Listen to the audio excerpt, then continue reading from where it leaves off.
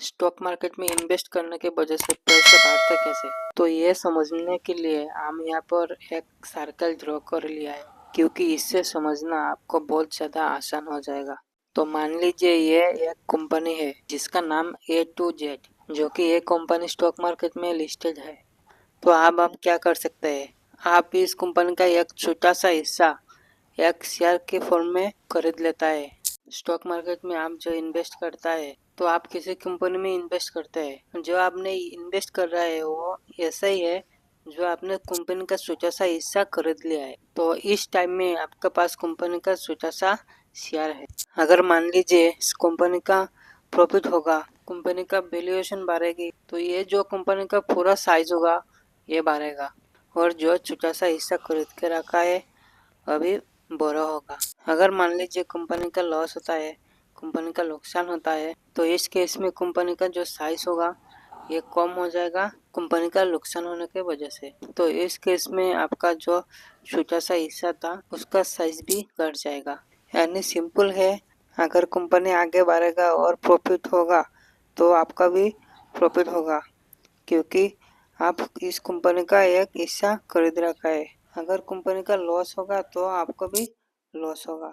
तो ये तो आपको क्लियर हो गया, लेकिन अभी का टाइम में आपको पता है स्टॉक मार्केट गिर रखा है, लेकिन जरूरी नहीं है कंपनी का नुकसान हुआ है। तो फिर क्यों कंपनी का शेयर के प्राइस इतना गिर रहा है, कंपनी इतना डिस्काउंट में क्यों मिल रहा है? जैसे कुछ दिन पहले ऐसे शेयर था 1200 रुपये में, अभी का टाइम में ये मिल रहा है 600 या कि 700 रुपये में मिल जा रहा है, जो कि जरूरी नहीं है कंपनी का इस टाइम में नुकसान हुआ हो। तो फिर क्यों जिस शेयर की प्राइस 1200 पहुंच गए वो अभी 600-700 रुपये में मिल रहा है? तो ये रीजन को भी समझते हैं। तो देख के ऐसे तो आपको पता है, अगर कंपनी प्रॉफिट होगा तो आपको भी प्रॉफिट होगा, अगर कंपनी लॉस होगा तो आपको भी लॉस होगा।